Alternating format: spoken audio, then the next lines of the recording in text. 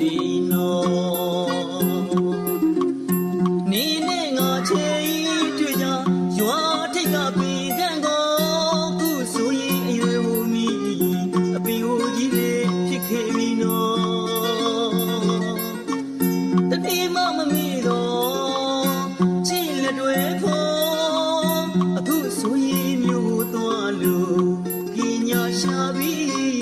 ဆရာမကြီးဖြစ်ပြီနော်ဝါလုံးလေးဝိုင်းဝိုင်းမရတဲ့ငါရဲ့ဘဝလေးတဲ့ပြောတကယ်ပဲနော်ငယ်ချီဦးကရွာကိုပြလို့မြို့မှာပြောအချိန်တိုင်းပြော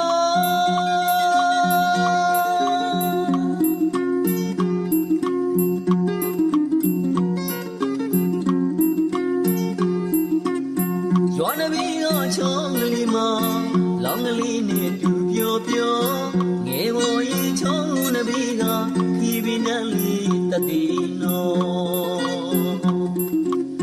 နေနဲ့ငါချေတွေ့ကြရွာထိတ်ကပင်ကန်းကိုခုဆိုရင်အရွယ်ဘူမီအပင်ကိုကြီးလေးဖြစ်ခဲ့ပြီနောတနေ့မှမမီတော့ချစ်လက်တွေဖို့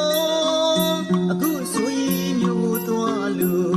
ပညာရှာပြီးဆရာမကြီးဖြစ်ပြီနော်ဝါလုံးလေးဝိုင်းဝိုင်းမရတဲ့ငါရဲ့ဘဝလေးတဲ့ပြောတကယ်ပဲနော်ငယ်ချီဦးက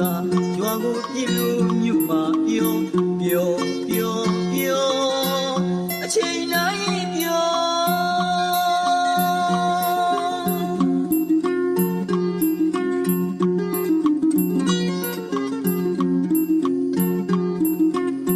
နေပြောတော့ငယ်ကနော်ငါကြည့်ဆရာမလို့ရွာမှာစာပြီးပြီးမရဲနော်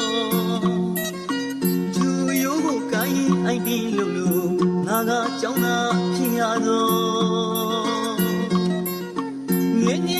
လေးကနေငါပေါ်ဆရာမလို့နေခဲ့တယ်နော်နေသွားတဲ့ရွာကြောင်းငါခေါင်းလုံးနှလေးတညံကြော